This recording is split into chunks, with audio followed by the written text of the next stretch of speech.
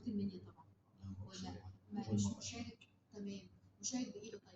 إن شاء الله ترتيل آيات من القرآن الكريم. تمام. يعني هو اللي انا واضح ان هي برضه مش هتقدر تقيم التجويد، ولكن هتقيم بس الصوت، حلاوه طيب الصوت. ممكن أذن برضه بعد الترتيل برضه أذن كده. هم الذين لما جم قيموا الاذان، ويعني حبوا ان هم يقيموا الاذان اكتر فقط.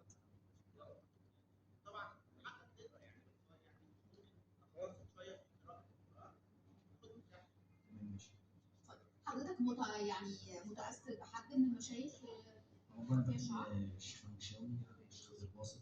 انت هتقلد حد منهم ولا انت ليك شخصيتك في رفع الاذان؟ اتفضل. اتمنى لك التوفيق. أعوذ بالله من الشيطان الرجيم. بسم الله الرحمن الرحيم.